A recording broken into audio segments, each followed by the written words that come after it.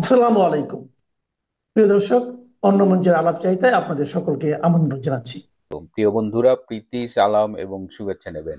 ওয়াকারের ব্যাপারে অনেক কথাবার্তা এখন হচ্ছে, আমরা সবাই কম বেশি জানছি।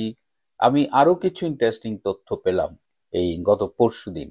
আমি সেটাকে নিয়েই ভাবছিলাম যে একটা মানুষ কত বেইমানি হতে পারে এবং কত সুচতুর ভাবে সে বেইমানিটা করেছে। এই যে জুলাই মাসে যে জঙ্গি অভ্যুত্থানটা হলো, জঙ্গিদের আন্দোলন, জামাত শিবিরের আন্দোলন, যেখানে ছাত্র জনতার সাথে এক ধরনের প্রতারণা করা হয়েছে, সেই আন্দোলনে কিন্তু এই যেটা পরবর্তীতে জাতিসংঘ মানবাধিকার কমিশনের কমিশনার ওয়ালকার তুর্কও বলেছেন, ওয়াকার কিন্তু আগে থেকেই এই সমস্ত ষড়যন্ত্রের সাথে জড়িত ছিল। এবং শেখ হাসিনা বিরোধী যে ষড়যন্ত্রটা, যেটা 2018 থেকে আহ, একেবারে দানা বাঁধছিল, এক পর্যায়ে সবাই ওয়েট করছিল যে কখন এই ওয়াকার দায়িত্ব নেবে। এবং যেদিন ওয়াকার দায়িত্ব নিয়েছে সেদিন কিন্তু জামাতে ইসলাম মিষ্টি মুখ করেছে, নিজেরা মিষ্টি খাইছে যে তাদের অপারেশন এখন থেকে শুরু, আর কি অল ডান। এবং আপনি যদি সব ঘটনা যেদিন প্রকাশিত হবে, আপনি যদি সব ডটগুলো মিলান, দেখবেন যে এই ষড়যন্ত্রের অন্যতম মাস্টার মাইন্ড ছিল জেনারেল ওয়াকার। এবং জেনারেল ওয়াকার যদি এই ষড়যন্ত্রকারীদের সহায়তা না করতেন, তাহলে এই জঙ্গিরা জুলাই আগস্টের এই আন্দোলন করে সফল হতেন না।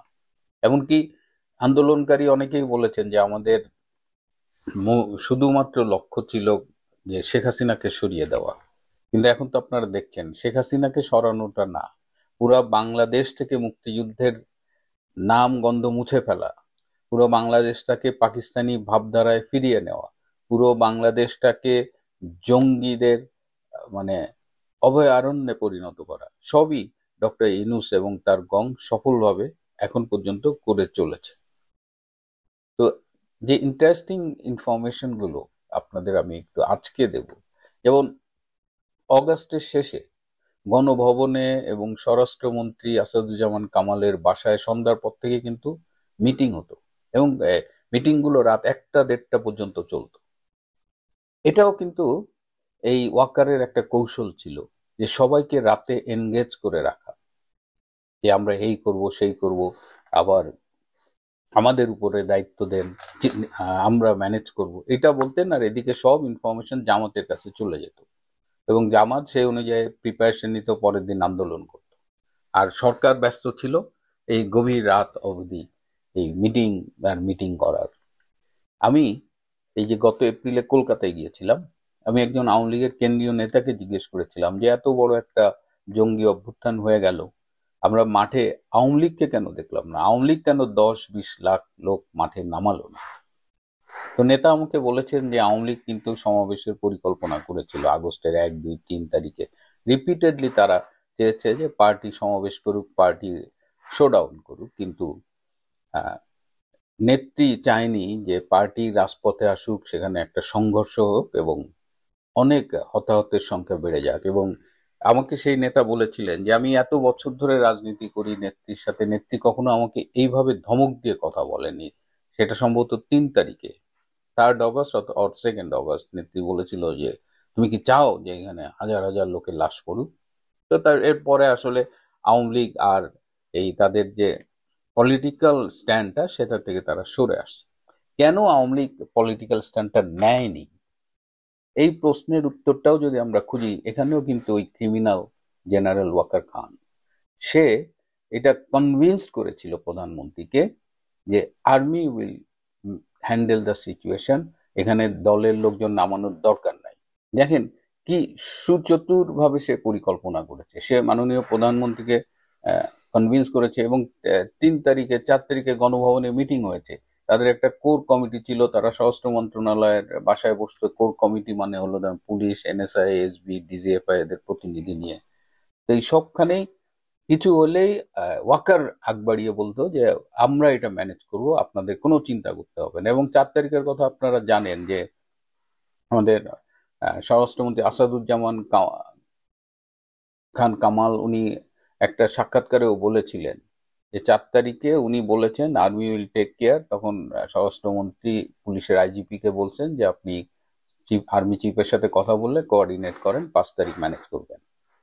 5 তারিখ এটা কিন্তু ওয়াকার জানতো কি হবে 5 তারিখে, এবং মানে ওই দিন ওই আন্দোলনকারীদের আন্দোলনের তারিখ ছিল 6 তারিখ, সেটা তারা আগে 5 তারিখ করে, এবং 4 তারিখ রাতে লেকশোর হোটেলে বিএনপির একজন নেতা পুলিশের একজন কর্মকর্তাকে বলেছিল যে কালকে আমরা ফাইনাল খেলা খেলবো, আমাদের ডিজিএফআই থেকে গ্রিন সিগন্যাল দেওয়া হয়ে গেছে। চিন্তা করেন, ডিজিএফআই 4 তারিখে, অগাস্ট মাসের 4 তারিখে তাদের গ্রিন সিগন্যাল দিয়ে দিচ্ছে, সেটা আবার বিএনপির একজন নেতা লেকশোর হোটেলে বসে ঢাকার গোয়েন্দা বাহিনীর একজন খুব পরিচিত মুখ পুলিশ অফিসার তাকে বলছেন, এবং তিনি তখন পুলিশের আইজি কে ফোন করে বলেন যে এরকম আমাকে একজন বিএনপির নেতা বললেন যে আগামীকাল তারা ফাইনাল খেলা খেলবে। তো ইনফরমেশন কিন্তু পুলিশের আইজি কে তখন দেওয়া হয়েছে। তো পুলিশের আইজি, তো তারা তো গণভবনে 4 তারিখে গিয়েছিল, সেখানে জেনারেল ওয়াকার সবাইকে আশ্বস্ত করেছে যে সে সব ম্যানেজ করবে। ওদিকে আবার ডিজিএফআই তারা কিন্তু পুরো আন্দোলনকারীদের মানে সহযোগিতা করেছে। অনেকে বলেছে তারা ডিজিএফআই এর কেয়ার অফে ছিল, আন্দোলনকারী কয়েকজন জঙ্গি তারা সাক্ষাৎকারে বলেছে। সব শেষে 5ই অগাস্ট সকাল 10টা পর্যন্ত কিন্তু ঢাকায় কেউ ছিল না। এর মধ্যে আর্মির থেকে আন্দোলনকারীদের কাছে, সে কিছু জামাত শিবিরের জঙ্গিদের কাছে ইনফরমেশন যায় যে তোমরা চলে আসো, রাস্তায় বাধা দেওয়া হবে না। তো উত্তরার থেকে একটা ঢল আসে, সেই ঢলে তখন দেখা যায় যে উত্তরার পুলিশের যারা এসি ওসি ডিসি ছিল তারা তখন সরে যেতে বাধ্য হয়। গুলশান থানারও এক অবস্থা। তখন পুলিশের আইজিপি মামুন সাহেব তিনি ফোন করেন আপনাদের খুব আলোচিত সেই ঢাকার ডিবির ডিআইজি যিনি ছিলেন হারুন ভাইকে পুলিশের আইজি ফোন করেন এবং বলেন যে হারুন, উত্তরা গুলশানে তো পুলিশ ওভাবে প্রতিরোধ গড়ে তুলতে পারছে না, একটা মব আসতেছে, তুমি এই মবটা ঠেকাও। তখন এই হারুন সে তার বাহিনী নিয়ে গিয়ে সে রাস্তা ব্লক করে, সে এয়ারপোর্ট বা ওই যে রেডিসন হোটেল ওর সামনে আর ব্লকেটটা দেয়নি, কারণ ওখানে প্রচুর ফরেনার টরেনার থাকে এবং মব তো হিউজ মব তারা আসতেছিল ঢাকা অভিমুখে। তখন সে বনানীর কাকলির ওখানে একটা ব্যারিকেড দেয় যে এখানে আসলে মব কন্ট্রোলের যা যা করা সব প্রস্তুতি নেয়, কাঁদুনে গ্যাস ট্যাস নিয়ে। ঠিক সেই সময় সেনাবাহিনীর একজন ব্রিগেডিয়ার এবং একজন কর্নেল পদমর্যাদার এই 2জন অফিসার এসে হারুন ভাইকে বলেন যে হারুন সাহেব, আপনি তো খুব পপুলার মানুষ, আপনাকে আমাদের বড় স্যাররা সবাই খুব পছন্দ করেন, ডিজিএফআই আপনার খুব প্রশংসা করেন, তো আপনি এখানে থাকলে সমস্যা হতে পারে, আপনাকে সবাই চেনে, আপনি এখান থেকে সরে যান, আপনার ফোর্স থাকুক এবং আমরা তো আছি, আমরা এই মব আমরা কন্ট্রোল করব। তখন হারুন সাহেব ফোন করেন পুলিশের আইজিপি কে, এবং পুলিশের আইজিপি বলেন যে যেহেতু তারা বলছে তাহলে তুমি চলে যাও। তো হারুন সাহেব সেখান থেকে টান দিয়ে চলে আসেন। এই ক্যান্টনমেন্টের জাহাঙ্গীর গেটের কাছাকাছি আসতেই তার যে অধীনস্থ অফিসারটা ছিল কাকুলি সেখানে ডিউটি, সে ফোন করে বলে স্যার আমাদেরও তো চলে যেতে বলছে। তখন হারুন সাহেব বলছে চলে যেতে বললে আর কি করবেন, চলেন। তো এইভাবে শেষ মুহূর্তে পুলিশ যে ব্যারিকেড দেওয়ার প্ল্যান করছিল, এই আর্মির 2 অফিসার যে পুরো রাস্তাটা ফাঁকা করে দেয়। তারপরে তো আপনারা জানেন কি হয়েছে, যে একদম সেই মব, সেই জঙ্গিদের মিছিল, পরে তো প্রতারিত ছাত্র জনতাও সেখানে যোগ দেয়, তারা গিয়ে গণভবন অভিমুখে চলে যায় এবং গণভবন আনপ্রোটেক্টেড ছিল। এবং ওরা যখন আসছিল তখন তো মাননীয় প্রধানমন্ত্রী শেখ হাসিনাকে বিশেষ ব্যবস্থায় বিমানে করে, সামরিক বিমানে করে ভারতে নিয়ে যাওয়া হয়। তো এই এই কথাটা আমি বলতে চাচ্ছি যে সেনাবাহিনী বেইমানি করেছে এবং শেষ রাতে 4ঠা অগাস্ট বেইমানি করেছে, এবং 4ঠা অগাস্ট বিএনপির নেতাদের মুখে, জামাতের নেতাদের মুখে জানতো যে কালকে ফাইনাল খেলা, এবং 5ই অগস্ট একদম শেষ প্রতিরোধটাও তারা গড়তে দেয় নাই। সবচেয়ে ভয়ঙ্কর ব্যাপার হলো যে এই 5ই আগস্ট মব যখন গণভবনে যাবে, তখন এই জেনারেল ওয়াকার খান জামাতের সন্ত্রাসী এবং জঙ্গিদের মিলে প্ল্যান করেছিল যে গণভবনে অত্যন্ত নির্মমভাবে শেখ হাসিনাকে হত্যা করা হয়। চিন্তা করেন, যে প্রধানমন্ত্রী অনেক দেশি বিদেশি গোয়েন্দা সংস্থার রিপোর্টকে উপেক্ষা করে এই জেনারেল ওয়াকারকে সেনা প্রধান বানালেন, সেই সেনা প্রধান জেনারেল ওয়াকার শেখ হাসিনাকে হত্যার পরিকল্পনা পর্যন্ত করে ফেলেছিল। কিন্তু রাখে আল্লাহ, মারে কে? প্রিয় বন্ধুরা, এই অজানা তথ্যগুলো, বিশেষ করে শেষ মুহূর্তের ব্যারিকেড সরিয়ে নেওয়ার যে ষড়যন্ত্র, আমার মনে হচ্ছে যে এটা রেকর্ডে থাকুক। আমাদের কাগজে আজকে একটা খবর বেরিয়েছে, সেই খবরের পরিপ্রেক্ষিতে আমি এই সকালবেলা এই দুপুরবেলা ভিডিওটা আপনি করতে বসেছি। এখন কয়েকদিন আগে আমি বলেছিলাম যে শেখ হাসিনাকে, আমি বরাবরই বলছি, শেখ হাসিনাকে ভারতবর্ষ কোনো দিনই ফেরত দেবে না। এবং এই যে চিঠি দেওয়ার কথা বলা হচ্ছে, এই চিঠির ব্যাপারে গতবারে প্রাপ্তি স্বীকার করা হয়েছিল, এবারে প্রাপ্তি স্বীকার করবে কিনা সে বিষয়েও যথেষ্ট সন্দেহ আছে। তা আমি যেটা বলেছিলাম, আমি সাধারণত খবর নিয়ে ভেতরের খবরটা আমি আগাম বলি, তাই হয়তো আপনারা মেলাতে পারেন না বলে আমাকে বিভিন্ন নামে টেগে দেন।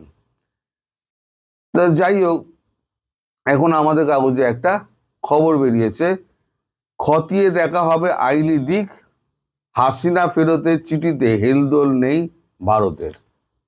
এই দেখুন, আনন্দবাজারে আজকে এই খবরটি বেরিয়েছে। এই খবরটি অত্যন্ত তাৎপর্যপূর্ণ হাসিনার ফেরতের ব্যাপারে। আমি খবরটা আপনাদের পড়ে শোনাচ্ছি। নয়াদিল্লি, 24শে অক্টোবর, এই নভেম্বর। বাংলাদেশের মৃত্যুদণ্ডপ্রাপ্ত প্রাক্তন প্রধানমন্ত্রী শেখ হাসিনা এবং স্বরাষ্ট্রমন্ত্রী আসাদুজ্জামান খান কামালকে ফেরত চেয়ে ভারতের কাছে চিঠি পাঠালো মোহাম্মদ ইউনূসের অন্তর্বর্তীকালীন সরকার। বাংলাদেশের বিদেশ মন্ত্রক শুক্রবারই ঢাকার ভারতীয় হাইকমিশনে সংক্ষিপ্ত চিঠি পৌঁছে দিয়েছে, মানে ডসিয়ার টাইপের, আমি যেটা বলেছিলাম। নয়াদিল্লি সরকারিভাবে এখনো পর্যন্ত এই চিঠির কোনো উত্তর দেয়নি বা মন্তব্য করেনি। বিদেশ মন্ত্রক ঘরোয়া সূত্র জানানো হয়েছে, চিঠি নিয়ে এখনো সরকারের ভেতরে কোনো ভাবনা চিন্তা করা হয়নি। গণতান্ত্রিকভাবে জিতে না আসা কোনো অন্তর্বর্তীকালীন সরকার অন্য রাষ্ট্রের নির্বাচিত সরকারের কাছে কোনো রাজনৈতিক ব্যক্তির প্রত্যর্পণ চাইলে তার আইনগত দিকগুলো খতিয়ে দেখা প্রয়োজন, এমনটাই অবস্থান সাউথ ব্লকের। মানে আইনি দিক খতিয়ে দেখা হবে, কারণ ওটা হচ্ছে অবৈধ সরকার, অগণতান্ত্রিক, আর গণতান্ত্রিক সরকারের কাছে চাইতে আদৌ পারে কিনা সেটা আইনি দিকটা খতিয়ে দেখা হবে। ফলে এখনই বাংলাদেশের চিঠির জবাব দেওয়ার জন্য তোড়জোড় করা হচ্ছে না বলেই কূটনৈতিক সূত্রের খবর। কবে খবর দেওয়া হবে এ নিয়েও কোনো স্পষ্ট পদক্ষেপ উল্লেখ করা হচ্ছে না। এর আগে বাংলাদেশ কূটনৈতিক বার্তা পাঠিয়েছিল, যদিও ভারত সরকারের তরফে কেবল প্রাপ্তি স্বীকার করা হয়েছিল, সিদ্ধান্তের বিষয় প্রকাশ্যে তা কিছু জানানো হয়নি। এবারে তাও জানাবে কিনা সে নিয়ে সন্দেহ আছে। এই আবহে গতকাল সন্ধ্যায় সাংবাদিকদের মুখোমুখি হয়ে বাংলাদেশের বিদেশ উপদেষ্টা মোহাম্মদ তৌহিদ হোসেন বলেছেন, শেখ হাসিনা ও আসাদুজ্জামান খান কামালকে ফেরত চেয়ে ভারতের কাছে চিঠি পাঠানো হয়েছে। তিনি বলেন, আমরা শুক্রবার চিঠি পাঠিয়েছি, এটি দ্বিতীয় অনুরোধ। গত বছরের ডিসেম্বরে বিদেশ মন্ত্রক ভারতের বিদেশ মন্ত্রককে চিঠি পাঠানোর জন্য একটি চিঠি ফেরত পাঠানোর জন্য চিঠি পাঠিয়েছিল, তার কোনো জবাব পাওয়া যায়নি। ভারত এবং বাংলাদেশের মধ্যে বন্দি প্রত্যর্পণ চুক্তি রয়েছে। হাসিনার জামানাতে এই চুক্তি স্বাক্ষরিত হয়। ওই চুক্তি অনুযায়ী আদালতের রায়ে প্রত্যর্পণ করানোর মতো অপরাধ থাকলে সংশ্লিষ্ট ব্যক্তিকে এক দেশ অন্য দেশের হাতে তুলে দেবে, ওই চুক্তিতে বলা ছিল। তবে এক্ষেত্রে কিছু নিয়মও রয়েছে। চুক্তিতে স্পষ্টভাবে বলা হয়েছে, অপরাধটির চরিত্র যদি রাজনৈতিক হয় তাহলে প্রত্যর্পণ করা হবে না। পাশাপাশি খুন, গুম করা এবং অত্যাচার, মানে যেগুলো হাসিনার ক্ষেত্রে ব্যবহার করা হয়েছে, খুন, গুম, অত্যাচার, এইগুলো হাসিনা যেগুলো অভিযুক্ত আছেন রাজনৈতিক অপরাধের তালিকায় রাখা হবে না বলে ওই চুক্তিতে বলা হয়েছে। মানে এই যে খুন গুম, এই যে যে সমস্ত অত্যাচার যেগুলো আছে সেগুলো ওই চুক্তির মধ্যে নেই। ফলে এই চুক্তিতে যদি ওই খুন খুম হ্যান ত্যান এই সমস্ত অভিযোগ তুলে যদি প্রত্যর্পণ চাওয়া হয় তাহলে ওই চুক্তি অনুযায়ী প্রত্যর্পণ ঘটবে না। এবার সবথেকে গুরুত্বপূর্ণ অংশটা শুনুন। চুক্তির সবচেয়ে গুরুত্বপূর্ণ দিক হলো যেখানে স্পষ্টভাবে বলা হয়েছে বিচারের নেপথ্যে যদি সৎ কোনো উদ্দেশ্য না থাকে তাহলে ভারত বা বাংলাদেশ সংশ্লিষ্ট ব্যক্তিকে প্রত্যর্পণ করবে না। আমার পরিষ্কার হয়ে গেল। প্রথম কথা, ওই চুক্তির খেলাপ হচ্ছে, গুম খুম অত্যাচার ওই চুক্তির মধ্যে নেই। এইগুলো থাকলে পরে হস্তান্তর করা হবে না, মানে ওই চুক্তি অনুযায়ী হস্তান্তর করা হবে না যদি অভিযোগ থাকে। আর রাজনৈতিক উদ্দেশ্য প্রণোদিত যদি কোনো থাকে উদ্দেশ্য থাকে তাহলেও কোনো অপরাধীকে না বাংলাদেশ দেবে না ভারত দেবে। শেখ হাসিনার আমলেই এই চুক্তি হয়েছিল, সেই চুক্তি বলেই এরা এখন খুব নাচানাচি করছে। এখন এটা পরিষ্কার হলো, সরকারিভাবে জানিয়ে দেওয়া হয়েছে, খবরে কাগজে বেরিয়ে গেছে, সুতরাং আমার কথার উপর আর বিশ্বাস অবিশ্বাসের প্রশ্ন নেই। এবার আমি আর একটা আপনাদের কথা বলি। আমি কিছুদিন আগে একটা খবর বলেছিলাম আপনাদের, একটা পোস্ট দিয়েছিলাম যে আপনাকে মোহাম্মদ ইউনূসকে এই টেরর অফ দ্য নেশন ঘোষণা করবে ভারত। ভারত সেটা করছে না এই কারণে ভারতবর্ষ চাইছে বাংলাদেশের প্রধান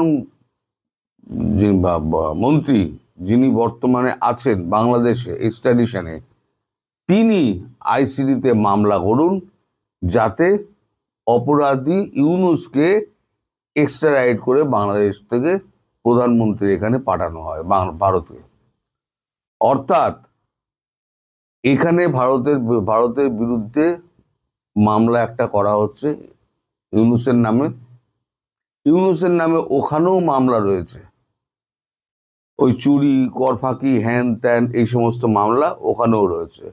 ফলে ওইখানে একটা মামলা, বাংলাদেশে একটা মামলা, ভারতের ওপরে রাষ্ট্রের ওপরে আঘাত হানার পরিকল্পনা এবং চক্রান্ত তার একটা মামলা করা হচ্ছে ইউনূসের নামে। তাহলে কি হলো, দু দেশেই মামলাটা হলো, এখানে কোনো খুন টুনের ব্যাপার নেই। তখন ভারত আইসিটিতে গিয়ে, ইন্টারন্যাশনাল ক্রাইম ট্রাইব্যুনালে গিয়ে এইবার বলবে ইউনূসের এক্সট্রাডিশন আমরা চাই। সেখানে কে চাইবেন? বাংলাদেশের প্রধানমন্ত্রী শেখ হাসিনা। এখন শেখ হাসিনা যে প্রধানমন্ত্রী নেই সেটা এখন ইউনূস সরকার প্রমাণ করুক যে উনি তো বৈধ প্রধানমন্ত্রী না, আমরা বৈধ সরকার, সেটা যেমন প্রমাণ করতে হবে। উনি প্রধানমন্ত্রী নেই শেখ হাসিনা, সেটাও প্রমাণ করতে হবে। ফলে এখন ইউনূসের অবস্থা কিন্তু খুব খারাপ। আমি বলেছি না, ওকে হাগিয়ে মুতিয়ে ছেড়ে দেবে। ওই আমাদের একটা চালু কথা আছে, ঘুটে পড়ে গোবর হাসে এদিন সবারই আসে। আজকে গোবর হাসছে, তুই ঘুটে হয়ে পুড়ছিস, তো একদিন যে গোবর ঘুটে হয়ে পুড়বে সেটা বুঝতে পারছে না। যে এক্সট্রাডিশনের খেলা মোহাম্মদ ইউনূস খেলছেন, সেই এক্সট্রাডিশন খুব তাড়াতাড়ি তারই হবে। অবশ্য তার আগে যদি এই সমস্ত হয়ে যায়, কারণ ভারত পাকিস্তান এমন একটা জায়গায় পৌঁছে গিয়েছে যে কোনো দিন যুদ্ধটা শুরু হতে পারে, যে কোনো দিন। আজকে রাত্রিও হতে পারে, কালকেও হতে পারে, যে কোনো দিন হতে পারে। আর ওখানে শুরু হওয়ার 12-14 ঘন্টা বাদে বাংলাদেশে হবে। আমি কিন্তু বরাবর বলে আসছি এটা। প্রথমবারে আমার কথা মিলেছিল, আমি বলেছিলাম শুধু কোমর ভেঙে দেবে। কোমর কেন, একেবারে সব নূর খান এয়ারবেস পর্যন্ত একেবারে ওই পরমাণু 2.5 কিলো কা পরমাণু হাম দাগ দেঙ্গে এই সমস্ত আওয়াজ টাওয়াজ দিত না শেখ রশিদ, ওদের তখন স্বরাষ্ট্রমন্ত্রী ছিল শেখ রশিদ। শেখ রশিদ খুব আওয়াজ টাওয়াজগুলো দিত। তাই 2.5 কিলো কা বোম ওসব গর্তের ভেতরেই ঢুকে গেছে, ওইখান থেকেই সমস্ত মানে ভূমিকম্পগুলো হচ্ছে, পাকিস্তানে যে ভূমিকম্পগুলো হয়েছিল। তাই এখন মোহাম্মদ ইউনূস ভাবুক, উনি এখন ভাবতে শুরু করুন। এক্সট্রাডিশনের ভাবনা, তার বিরুদ্ধে আইসিসিতে মামলা, তারপর আক্রমণ আর পলায়নের পথ সমস্ত রুদ্ধ। তবে শেখ হাসিনাকে হাতে পাওয়া আর চাঁদকে হাতে পাওয়া দুটো একই ব্যাপার।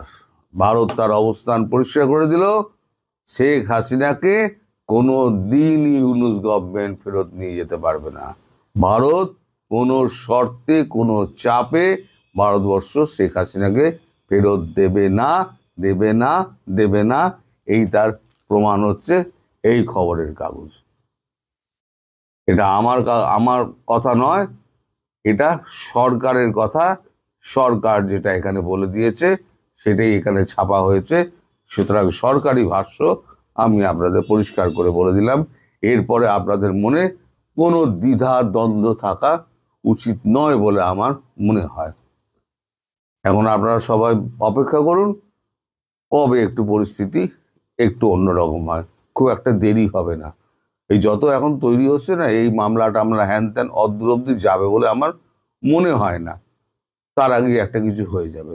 দর্শক, 23 নভেম্বরের ভিডিওতে আমরা বলেছিলাম কমনওয়েলথের পক্ষ থেকে ইনক্লুসিভ বা অন্তর্ভুক্তিমূলক নির্বাচনের বার্তা পেতে যাচ্ছে বাংলাদেশের অন্তর্বর্তী সরকার। আগামী জাতীয় সংসদ নির্বাচনের পরিবেশ বুঝতে বাংলাদেশে 4 দিনের সফরে এসেছিলেন কমনওয়েলথ মহাসচিব শার্লি বাজী। সফর শেষ করে তিনি 24 নভেম্বর বিদায় নিয়েছেন। দেশ থেকে চলে যাওয়ার আগে অন্তর্বর্তী সরকার প্রধান উপদেষ্টা ও প্রধান নির্বাচন কমিশনারকে একই বার্তা দিয়ে গেছেন, সেটি হলো আগামী নির্বাচন হতে হবে ইনক্লুসিভ। নিজের ফেসবুক পোস্টেও তেমন ইঙ্গিত দিয়েছেন শার্লি। কমনওয়েলথ মহাসচিব বাংলাদেশে এসে 60টি দেশের হাই কমিশনারের সাথে বৈঠক করেছেন, যাদের মধ্যে 5 জন হাই কমিশনার ইনক্লুসিভ নির্বাচনের প্রত্যাশার কথা জানিয়েছেন। তার চেয়েও একটি চমকপ্রদ তথ্য হলো শার্লি বাজী মোট 5টি রাজনৈতিক দলের সাথে বৈঠক করেছেন। এর মধ্যে বিএনপি, জামাত, এনসিপি ও জাতীয় পার্টির 2টি গ্রুপের সাথে বৈঠক করেছেন সশরীরে। আর বাংলাদেশের কার্যক্রম নিষিদ্ধ থাকা আওয়ামী লীগের সাথে বৈঠক করেছেন অনলাইনে। একাধিক সূত্র থেকে নিশ্চিত হওয়া গেছে, শার্লি অন্তর্বর্তী সরকার উচ্চ মহলে এই ধারণা দিয়ে গেছেন, ইনক্লুসিভ ও সকল বাংলাদেশের পূর্ণ অংশগ্রহণ ছাড়া নির্বাচন হলে কমনওয়েলথভুক্ত দেশগুলোকে অধ্যাপক ইউনূসের সরকার পাশে পাবে না। কূটনৈতিক বেড়াজালের কারণে সরাসরি কোনো বার্তা তার দপ্তর থেকে দেয়া না হলেও শার্লি বাজী নিজেই দিয়েছেন ফেসবুকে বেশ ইঙ্গিতপূর্ণ এবং তাৎপর্যপূর্ণ পোস্ট। কমনওয়েলথ মহাসচিব শার্লি বাজীর এটাই প্রথম বাংলাদেশ সফর। তার দপ্তর থেকে 19 নভেম্বর এ নিয়ে বিবৃতি দেওয়া হয়। বাংলাদেশে এসে প্রথম 2 দিন গোপনেই সারেন বেশ কিছু বৈঠক। 23 নভেম্বর থেকে তিনি প্রকাশ্যে বৈঠক করা শুরু করেন। প্রায় সবগুলো বৈঠক নিয়ে তিনি নিজের ফেসবুক পেজে ছবি সহ পোস্ট দেন। এর মধ্যে বাংলাদেশের আগামী নির্বাচন এবং বর্তমান রাজনৈতিক প্রেক্ষাপটকে ঘিরে 4টি পোস্ট বেশ ইঙ্গিতপূর্ণ। শার্লির দপ্তরের সূত্রগুলো বলছে, আগামী নির্বাচন কেমন হতে পারে, দেশের মানুষ ও রাজনৈতিক দলগুলো কি চায় সেটি বুঝতে বাংলাদেশে এসেছিলেন শার্লি। 24 ডিসেম্বর যমুনায় প্রধান উপদেষ্টা ডক্টর মোহাম্মদ ইউনূসের সঙ্গে বৈঠক করেন তিনি। প্রধান উপদেষ্টার কার্যালয়ের এক বিজ্ঞপ্তিতে জানানো হয়, আলোচনায় ফেব্রুয়ারিতে জাতীয় নির্বাচন সুষ্ঠুভাবে আয়োজনের জন্য কমনওয়েলথের পূর্ণ সহায়তা চান ডক্টর মোহাম্মদ ইউনূস। বিজ্ঞপ্তিতে বলা হয়, গণতান্ত্রিক উত্তরণ এবং আসন্ন জাতীয় নির্বাচন উভয় ক্ষেত্রেই বাংলাদেশের অন্তর্বর্তী সরকার কমনওয়েলথের সহযোগিতা চায়। বিজ্ঞপ্তিতে আরো বলা হয়, একটি অবাধ, নিরপেক্ষ, বিশ্বাসযোগ্য, উৎসবমুখর নির্বাচন আয়োজনের জন্য অন্তর্বর্তী সরকারের প্রতিশ্রুতি পুনর্ব্যক্ত করেন প্রধান উপদেষ্টা। দর্শক, এ তো গেল বাংলাদেশ সরকারের বিজ্ঞপ্তি। দেখে আসি শার্লি বাজী কি বলেছেন। বাংলাদেশের প্রধান উপদেষ্টার সাথে সাক্ষাতের পর শার্লি 2 লাইনের একটি পোস্ট দেন, যাতে ছিল 4টি ছবি। সেই পোস্টের প্রথম লাইনে কমনওয়েলথ মহাসচিব আন্তরিক আতিথেয়তার জন্য বাংলাদেশের অন্তর্বর্তী সরকার প্রধান উপদেষ্টা মোহাম্মদ ইউনূস ও দেশটির জনগণের প্রতি কৃতজ্ঞতা জানিয়েছেন। তার এই পোস্টের সবচেয়ে গুরুত্বপূর্ণ হলো দ্বিতীয় লাইনটি। তিনি সেখানে বলেছেন, অধ্যাপক ইউনূসের সাথে বৈঠকে বাংলাদেশের জাতীয় পথ চলা নিয়ে আলোচনা করেছেন। সকলের জন্য একটি ইনক্লুসিভ বা অন্তর্ভুক্তিমূলক, জাস্ট বা ন্যায়সঙ্গত এবং সমৃদ্ধ ভবিষ্যৎ তৈরিতে কমনওয়েলথের সাপোর্ট নিয়ে আলোচনা করেছেন। দর্শক, প্রধান উপদেষ্টার দপ্তর থেকে দেয়া বিজ্ঞপ্তিতে অবাধ, নিরপেক্ষ, বিশ্বাসযোগ্য, উৎসবমুখর নির্বাচনের কথা বলা হয়েছে। অন্যদিকে কমনওয়েলথ মহাসচিব নিজের পোস্টে ইনক্লুসিভ, ন্যায়সঙ্গত এবং বাংলাদেশের মানুষের সমৃদ্ধ ভবিষ্যতের কথা বলেছেন। গত কয়েক মাস ধরে ইনক্লুসিভ নির্বাচনের তর্ক বেশ জমে উঠেছে। আবার বাংলাদেশের সাবেক প্রধানমন্ত্রী শেখ হাসিনার ফাঁসির দণ্ডের পর ন্যায় বিচারের ইস্যুটি সামনে এনেছে আন্তর্জাতিক মানবাধিকার সংস্থাগুলো। সূত্রগুলো বলছে, এমন প্রেক্ষাপটে শার্লি বাচুয়ের ইনক্লুসিভ ও ন্যায়সঙ্গত বাংলাদেশের প্রসঙ্গ উল্লেখ করে পোস্ট দেয়া যথেষ্ট ইঙ্গিতপূর্ণ। দর্শক, শার্লি বাচুয়ে আরও একটি পোস্টে ইনক্লুসিভ শব্দটির উপর জোর দিয়েছিলেন। 23শে নভেম্বর তিনি প্রধান নির্বাচন কমিশনের সাথে বৈঠকের ছবি পোস্ট করেন। সে পোস্টে তিনি আসন্ন সাধারণ নির্বাচনের প্রস্তুতি সম্পর্কে জানানোর জন্য প্রধান নির্বাচন কমিশনার এএমএম নাসির উদ্দিনকে ধন্যবাদ দেন। এরপরে লেখেন, একটি অন্তর্ভুক্তিমূলক ও বিশ্বাসযোগ্য প্রক্রিয়ার গুরুত্ব এবং সকল বাংলাদেশের পূর্ণ অংশগ্রহণের সুবিধার্থে কমনওয়েলথ কিভাবে সহায়তা করতে পারে তা নিয়ে আলোচনা করেছেন প্রধান নির্বাচন কমিশনারের সাথে। দর্শক, খেয়াল করে দেখুন, শার্লি ইনক্লুসিভ শব্দটি ব্যবহার করেছেন দুটি পোস্টে, একটি প্রধান উপদেষ্টার সাথে বৈঠকে, আরেকটি প্রধান নির্বাচন কমিশনারের সাথে বৈঠকের পোস্টে। প্রধান নির্বাচন কমিশনের সাথে বৈঠকের পোস্টে তিনি সুনির্দিষ্টভাবে লিখেছেন, আগামী নির্বাচনে সকল বাংলাদেশের পূর্ণ অংশগ্রহণ নিয়ে তারা আলোচনা করেছেন। ইসির সাথে বৈঠকের খবরটি বাংলাদেশের গণমাধ্যমে প্রকাশিত হয়েছে। সেসব খবরে বলা হয়েছে, আলোচনায় শার্লি বাচুই ত্রয়োদশ জাতীয় সংসদ নির্বাচনকে সামনে রেখে সিইসিকে মানুষের আস্থা অর্জনের পরামর্শ দেন। বৈঠক শেষে ইসি সচিবের কথায় বোঝা যায়, নির্বাচনে কমনওয়েলথের সহায়তার বিষয়টিতে অস্পষ্টতা এখনো কাটেনি। আলোচনায় কমনওয়েলথ মহাসচিব বলেন, নির্বাচনী ব্যবস্থার প্রতি মানুষের আস্থা অত্যন্ত গুরুত্বপূর্ণ, এজন্য প্রচার প্রচারণা চালানো জরুরি। ইসি সচিব জানান, কমনওয়েলথ প্রয়োজন হলে সহযোগিতার জন্য প্রস্তুত, তবে এখনো পর্যবেক্ষক দলের সংখ্যা বা পাঠানোর সময় বিষয়ে কিছু নির্দিষ্ট হয়নি। প্রবাসী পর্যবেক্ষকরাও নির্বাচন পর্যালোচনা করে তাদের অবস্থান জানাবেন। দর্শক, অবাক করা তথ্য হলো, শার্লি বাংলাদেশে কার্যক্রম নিষিদ্ধ থাকা আওয়ামী লীগের সাথেও বৈঠক করেছেন। শার্লি বাচুই বাংলাদেশ ছাড়ার আগে সবশেষ বৈঠক করেছেন বাংলাদেশের ইউএনডিপির আবাসিক প্রতিনিধি স্টিফেন ডিলারের সাথে 24শে নভেম্বর। এর আগে তিনি বৈঠক করেন আইন উপদেষ্টা আসিফ নজরুল এবং পররাষ্ট্র উপদেষ্টা মোহাম্মদ তৌহিদ হোসেনের সাথে। 23শে নভেম্বর তিনি নিজের ফেসবুক পোস্টে বাংলাদেশের কয়েকটি রাজনৈতিক দলের সাথে বৈঠকের ছবি পোস্ট করেন। জানান, তিনি বাংলাদেশের সকল রাজনৈতিক দলগুলোর সাথে বৈঠক করেছেন। লেখেন, এই দলগুলো থেকে একটি শান্তিপূর্ণ, বিশ্বাসযোগ্য ও অংশগ্রহণমূলক নির্বাচনের গুরুত্বের কথা শুনেছেন, যেটি কমনওয়েলথ চার্টারে বলা আছে। দর্শক, শার্লির পোস্টে যেসব রাজনৈতিক দলগুলোর সাথে বৈঠকের ছবি দেয়া আছে সেগুলো হলো বিএনপি, জামায়াত ইসলামী, জাতীয় পার্টির দুটি গ্রুপ এবং এনসিপি। তবে একটি ছবিতে কোনো রাজনৈতিক দলকে দেখা যাচ্ছে না, সেখানে দেখা যাচ্ছে শার্লি বাচুই ল্যাপটপের সামনে বসে আছেন। কমনওয়েলথ সচিবালয়ের একাধিক সূত্র থেকে আমরা নিশ্চিত হয়েছি, অনলাইনে আওয়ামী লীগ নেতাদের সাথে 22শে নভেম্বর সন্ধ্যায় বৈঠক করেছেন কমনওয়েলথ মহাসচিব। সাবেক প্রধানমন্ত্রী শেখ হাসিনার ছেলে সজীব জয়ের সাথে এই বৈঠক হয়। জানা গেছে, আওয়ামী লীগের পক্ষ থেকে ইনক্লুসিভ নির্বাচনের কথা তুলে ধরা হয়। 23শে নভেম্বর জাতীয় নির্বাচন নিয়ে জাতীয় পার্টির একাংশের চেয়ারম্যান আনিসুল ইসলাম মাহমুদের সঙ্গে বৈঠক করেন কমনওয়েলথ মহাসচিব। হোটেল ইন্টারকন্টিনেন্টালে এই বৈঠকে জাতীয় পার্টির এই অংশের পক্ষ থেকে পরিষ্কার কিছু বার্তা দেওয়া হয়। আনিসুল ইসলাম মাহমুদ জানান, নির্বাচনের জন্য লেভেল প্লেইং ফিল্ড নেই। জাতীয় পার্টির নেতাদের বিরুদ্ধে মিথ্যা মামলা প্রত্যাহার করা হয়নি। নির্বাচনের আগে মামলা প্রত্যাহার করা না হলে তারা কোনোভাবেই নির্বাচনে অংশ নেবেন না। আবার জিএম কাদেরের নেতৃত্বে জাতীয় পার্টির অপর অংশটির সাথেও বৈঠক করেন কমনওয়েলথ মহাসচিব। একই দিনে বিএনপির সঙ্গেও আলোচনা করেন শার্লি বাচুই। বিএনপির পক্ষ থেকে নেতৃত্ব দেন দলের স্থায়ী কমিটির সদস্য আমির খসরু মাহমুদ চৌধুরী। পরে আমির খসরু সাংবাদিকদের বলেন, জাতীয় নির্বাচনে ভোটাধিকার নিশ্চিত করা, রাজনৈতিক দলগুলোর ভূমিকা, আইন শৃঙ্খলা বাহিনীর অবস্থান সহ নানা বিষয়ে আলোচনা হয়েছে। নির্বাচন যাতে শান্তিপূর্ণভাবে হয় সে প্রত্যাশাও জানানো হয়। কমনওয়েলথ মহাসচিব 23শে নভেম্বর জামাত নেতাদের সঙ্গেও আলোচনা করেন। হোটেল ইন্টারকন্টিনেন্টালে বৈঠকে জামাতের সেক্রেটারি জেনারেল মিয়া গোলাম পরোয়ার সহ 5 নেতা অংশ নেন। পরে জামাতের সংবাদ বিজ্ঞপ্তিতে জানানো হয়, বৈঠকে আসন্ন নির্বাচনে অবাধ, সুষ্ঠু, গ্রহণযোগ্য ও ভয়মুক্ত পরিবেশে হওয়ার প্রয়োজনীয়তা নিয়ে বিস্তারিত আলোচনা হয়। জনগণের ভোটাধিকার নিশ্চিত করা, গণতান্ত্রিক ও সাংবিধানিক প্রতিষ্ঠানকে শক্তিশালী করা, সব দলের জন্য লেভেল প্লেইং ফিল্ড নিশ্চিত করা, মানবাধিকার ও আইন শৃঙ্খলা পরিস্থিতি উন্নয়ন নিয়েও কথা হয়েছে। সূত্রগুলো বলছে 23শে নভেম্বর শার্লি বাচু তার সফরের অন্যতম গুরুত্বপূর্ণ বৈঠকটি করেন 60টি দেশের হাই কমিশনারের সঙ্গে। দেশগুলো হলো যুক্তরাজ্য, কানাডা, ভারত, শ্রীলঙ্কা, পাকিস্তান, মালদ্বীপ এবং মালয়েশিয়া।